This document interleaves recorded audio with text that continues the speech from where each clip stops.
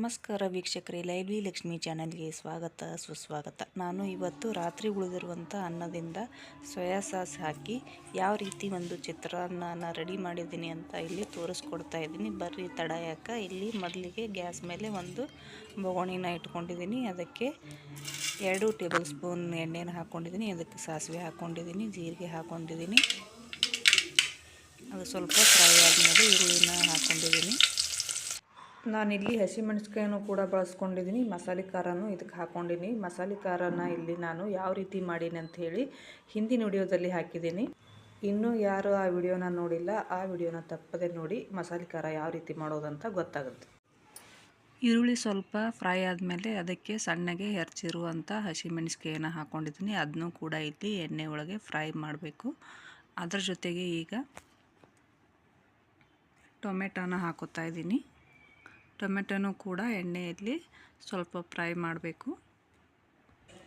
ಈಗ ಅದಕ್ಕೆ ಸ್ವಲ್ಪ 1 ಟೇಬಲ್ ಸ್ಪೂನ್ ಅರಿಶಿನ ಹಾಕ್ಕೊಂಡಿದ್ದೀನಿ. ಅದನ್ನು ಕೂಡ ಇಲ್ಲಿ ಮಿಕ್ಸ್ ಮಾಡಬೇಕು. ಈಗ ಅದು ಮಿಕ್ಸ್ ಆದ ಕೂಡಲೇ ರುಚಿಗೆ ತಕ್ಕಷ್ಟು ಉಪ್ಪನ್ನು ಹಾಕೋತಾ ಇದ್ದೀನಿ. ಇಲ್ಲಿ ನಾನು ದಪ್ಪ ಉಪ್ಪು, ಹಳ್ಳುಪ್ಪು ಅಂತಾರಲ್ಲ, ಅದನ್ನು ಹಾಕೋತಾ ಇದ್ದೀನಿ. ಮೊದಲೇ ನಾವು ಅನ್ನಕ್ಕೆ ಉಪ್ಪು ಹಾಕ್ಕೊಂಡಿರ್ತೀವಿ. ನೋಡಿ ಇಲ್ಲಿ ಎಷ್ಟು ಬೇಕೋ ಅಷ್ಟು ಉಪ್ಪನ್ನು ಹಾಕ್ಕೊಂಡು ಅದು ಸ್ವಲ್ಪ ಕರಗುವವರೆಗೂ ಅದನ್ನು ಮಿಕ್ಸ್ ಮಾಡ್ತಾ ಹೋಗಬೇಕು. ಈಗ ಕರಿಬೇವನ್ನು ಹಾಕುತ್ತಾ ಇದ್ದೀನಿ. ನಾನಿಲ್ಲಿ ಮೊದಲಿಗೆ ಎಣ್ಣೆಯಲ್ಲಿ ಹಾಕ್ಕೊಂಡಿಲ್ಲ, ಮೇಲೆ ಎಲ್ಲ ಉಳ್ಳಾಗಡ್ಡಿ ಟೊಮೆಟೊ ಹಾಕಿಂದ ಈಗ ಕರಿಬೇವನ್ನು ಹಾಕ್ಕೊಂಡು ಅದನ್ನು ಫ್ರೈ ಮಾಡ್ತಾ ಇದ್ದೀನಿ. ಈಗ ಅದ್ರ ಜೊತೆಗೆ ಸ್ವಲ್ಪ ಗರಂ ಮಸಾಲ ಹಾಕೋತಾ ಇದ್ದೀನಿ.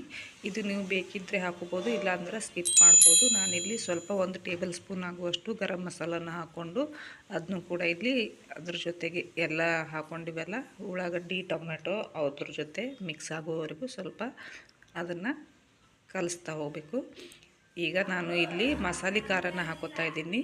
ಮೊದಲಿಗೆ ನಾನು ಇಲ್ಲಿ ಹಸಿಮೆಣಸಿಕಾಯನ್ನು ಕೂಡ ಹಾಕ್ಕೊಂಡಿದ್ದೀನಿ. ನಿಮಗೆ ನೋಡಿ ಖಾರ ಬೇಕಿದ್ದರೆ ಹಸಿಮೆಣಸಿಕಾಯನ್ನು ಹಾಕ್ಕೊಳ್ಳಿ, ಇಲ್ಲಾಂದ್ರೆ ಅದನ್ನು ಸ್ಕಿಪ್ ಮಾಡಿ ಬರೀ ಮಸಾಲೆ ಖಾರನೂ ಕೂಡ ಹಾಕೋಬೋದು, ಇಲ್ಲಾಂದ್ರೆ ಹಸಿಮೆಣಸಿಕಾಯನ್ನು ಕೂಡ ಹಾಕೋಬೋದು. ಇಲ್ಲಿ ಹಸಿಮೆಣಸಿಕಾಯಿನ ನಾನು 2 ಹಾಕ್ಕೊಂಡಿದ್ದೀನಿ. ಈಗ ನೋಡಿ ಇಲ್ಲಿ ರಾತ್ರಿ ಉಳಿದಿರುವಂಥ ಅನ್ನನ ನಾನೀಗ ಮಿಕ್ಸ್ ಮಾಡ್ಕೋತಾ ಇದ್ದೀನಿ. ಎಲ್ಲ ಅನ್ನವನ್ನು ಹಾಕ್ಕೊಂಡಿಂದ ಅದಕ್ಕೆ ಸ್ವಲ್ಪ 1 ಟೇಬಲ್ ಸ್ಪೂನ್ ಆಗುವಷ್ಟು ಸೋಯಾ ಸಾಸ್ನ ಇಲ್ಲಿ ಹಾಕೋತಾ ಇದ್ದೀನಿ. ನೋಡಿ, ಅದನ್ನು ಈಗ ಚೆನ್ನಾಗಿ ಮಿಕ್ಸ್ ಮಾಡಬೇಕು. ಯಾವ ರೀತಿ ಮಿಕ್ಸ್ ಮಾಡಬೇಕಂದ್ರೆ, ನಾವು ಗ್ರೇವಿ ಮಾಡ್ಕೊಂಡಿದ್ವಲ್ಲ ಮೊದಲು, ಆ ಗ್ರೇವಿ ಎಲ್ಲ ಈಗ ಅನ್ನಕ್ಕೆ ಹತ್ಕೊಳ್ಳೋ ಹಾಗೆ ಚೆನ್ನಾಗಿ ಇಲ್ಲಿ ಮಿಕ್ಸ್ ಮಾಡಬೇಕು. ನೋಡಿರಿ, ಈ ರೀತಿಯಾಗಿ ಆ ಅನ್ನಕ್ಕೆಲ್ಲ ಗ್ರೇವಿ ಹತ್ಕೊಂಡಿರಬೇಕು, ಅಂದ್ರೆ ಟೇಸ್ಟ್ ಸೂಪರಾಗಿ ಬರ್ತೈತೆ ನಮಗೆ. ನೀವು ಕೂಡ ಒಮ್ಮೆ ಟ್ರೈ ಮಾಡಿರಿ. ಅದಕ್ಕೆ ಮ್ಯಾಗ ಸ್ವಲ್ಪ ಕೊತ್ತಂಬರಿಯನ್ನು ಹಾಕೋತಾ ಇದ್ದೀನಿ. ನೋಡಿ ಎಷ್ಟು ಸೂಪರಾಗಿ ಕಾಣ್ತಾ ಇದೆ ಅಂತ. ನೀವು ಒಮ್ಮೆ ಇದನ್ನು ಟ್ರೈ ಮಾಡ್ತೀರಂತ ಅಂದ್ಕೊಂಡಿನಿ. ಟ್ರೈ ಮಾಡಿ ಹೆಂಗೆ ಬಂದಿತ್ತಂತ ನಮ್ಮ ಕಮೆಂಟ್ ಮೂಲಕ ತಿಳಿಸಿ. ಇನ್ನೂ ನಮ್ಮ ಚಾನಲ್ನ ಯಾರು ಸಬ್ಸ್ಕ್ರೈಬ್ ಮಾಡಿಲ್ಲ, ಸಬ್ಸ್ಕ್ರೈಬ್ ಮಾಡ್ಕೋರಿ. ಬೆಲ್ ಐಕನ್ನ ಒತ್ತಿ. ಬೆಲ್ ಐಕನ್ ಒತ್ತೋದ್ರಿಂದ ನಾನು ಯಾವುದೇ ವಿಡಿಯೋ ಹಾಕಿದ್ರೆ ಅದು ಫಸ್ಟ್ ನೋಟಿಫಿಕೇಶನ್ ನಿಮಗೆ ಬರ್ತೈತಿ.